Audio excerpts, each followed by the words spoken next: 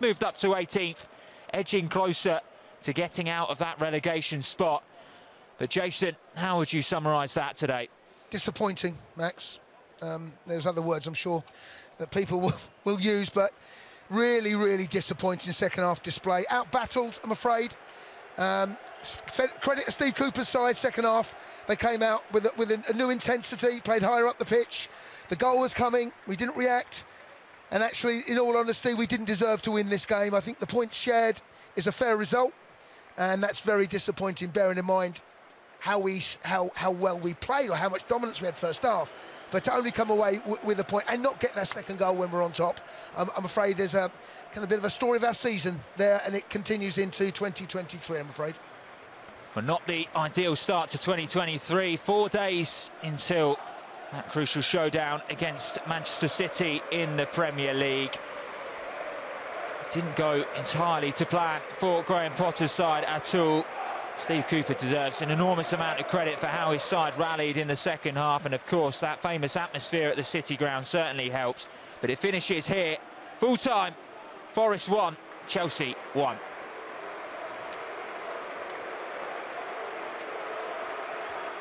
Thank you very much to Max and Jason for talking us through that one. Yeah, point apiece at the City ground. Chelsea 1, Nottingham Forest 0 in the company of Abby McCarthy and Savage Dan. A disappointing result in the end, Abby, which is a shame because at half-time, good first-half performance, you get your nose in front, but these are the kind of games that we spoke about beforehand. You kind of don't want any noise afterwards. You kind of don't want to have to talk about them because you just want 3 points on the road, get back home and go again. But this is a tough league, the toughest league in the world for that reason. Nottingham Forest were good value for a point in the end.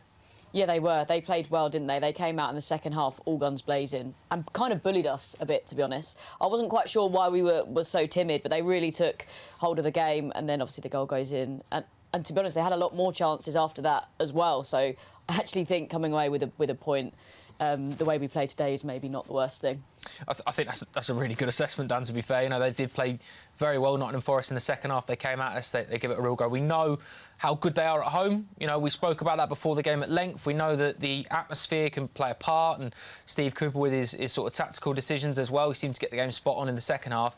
They were a good side, and I think on the balance of things, we probably might in the end not look back on this as a bad point, because realistically, there's games like this that will be taken out of our hands. Yeah, no, definitely, but we have to try our hardest to get the 3 points, you know, especially when you don't deserve it. I feel like that's the biggest show of character, you know, having a bad day at the office and still leaving with all the marbles. But yeah, I think they wanted it more in parts in the second half. We started to get physically overpowered. They just started to push us back. You could kind of see the goal coming maybe 5 minutes or so before the goal actually went in. And then I think we waited a little bit too long to really react to their goal, you know. They grew on their goal rather than us responding and deciding to, you know, throw wave after wave. We got closer towards the end, but too little too late. And a deserved draw, I'll be honest. It's fine margins, isn't it, Abby? You know, you talk about, I mean, in fairness, you've got to say it balances out, because Morgan Gibbs-White on one hand rattles a crossbar, it bounces down probably, what, 6-7 centimetres this side of the line, which is ridiculously close. But then on the other hand, another 6 or 7 centimetres on Pierre-Emerick Aubameyang, and perhaps would be 2-1 in front. So it's those tiny margins that do change games like today. Yeah, but Aubameyang should have probably scored that, and I feel like we've had this chat so often, but it's like, even if we're not creating loads of chances, the ones that we do create, we have to put away. Because like you say, it comes down to tiny margins, and that could have been the goal that won it for us today. It was a brilliant ball in by Ziyech. Thought Ziyech made a real impact, actually, when he came on. I completely agree, and to be honest, there's been quite a lot of social media reaction to Hakim Ziyech's performance from the substitutes bench this afternoon. I suppose, Dan, that's exactly what you'd want from Hakim Ziyech, you know, to come on, to make an impact and to carry on his good form from the World Cup. Yeah, that's the silver lining of today, you know. You don't leave with all 3 points, but Ziyech looked sharp, he looked good, and he looked urgent, you know. He looked like the one that really wanted to make things happen. Some great balls in, should have scored Aubameyang. And at this level, the goals just changed the game so much, you know, that they scored and all of a sudden their tails were up and they're coming after us. If we score again, then, you know, we take the wind out of their sails. But it just wasn't to be today. It's just one of those games.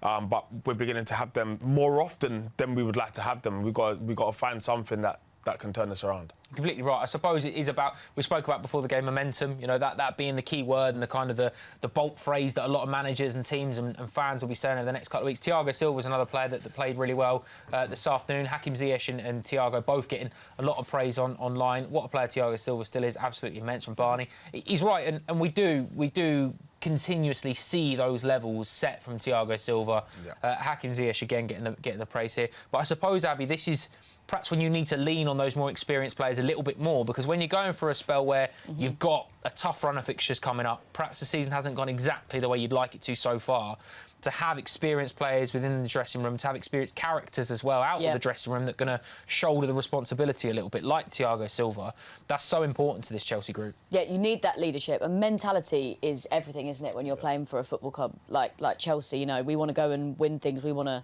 challenge. You're going to have your ups and downs, and you need those characters like Thiago Silva to kind of ride out the storm. Yeah, massively, and it is a little bit like that, Dan, because there are a lot of similarities, and we spoke about this 7-8 weeks ago when Chelsea played Arsenal, between Chelsea now and perhaps Mikel Arteta's Arsenal, where they were in 18 months ago, etc. This is still a transitional period. You know, Graham Potter's still new in the job. He's still going to take time to get through it. Players are going through difficult spells as well themselves with this World Cup break and trying to find them form and fitness and injuries, etc. So perhaps it does need to be a little bit of patience, and perhaps we are seeing in patches what we will see further down the line on a more consistent basis. Yeah, so we're seeing, you know, little glimpses of what could be, but that's almost the hallmark of a transitional period, is the complete inconsistency. You don't really know what you're going to get, and we feel like that. I feel like we look like a team that we're not quite sure whether we should go and try and kill teams off, whether we should sit off. Is 1-0 enough?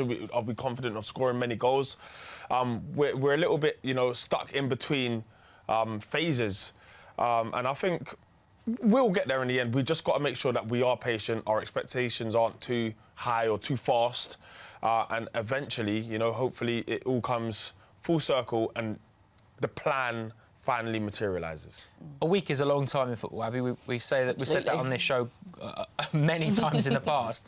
But you think, if we're sat here in 7 days' time and we're talking about 2 victories back-to-back over Manchester City, today's forgotten about. Today's completely forgotten about. And all of a sudden, you know, it's a massive step forward. It's a giant step forward. But I suppose that's going to be the team talk from Graham Potter, is to say, well, you've got an opportunity now to go and show what you're really capable of. We'll get there. It might take time. We'll get there.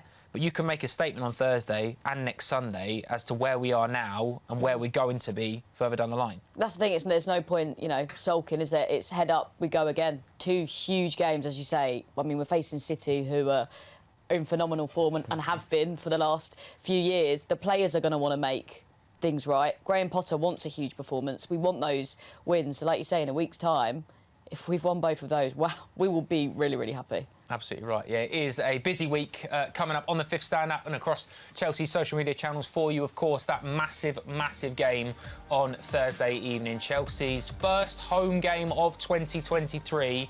You can join us on Matchday Live from 6:30 as we entertain the champions, Manchester City, who themselves are looking for a top 4 finish.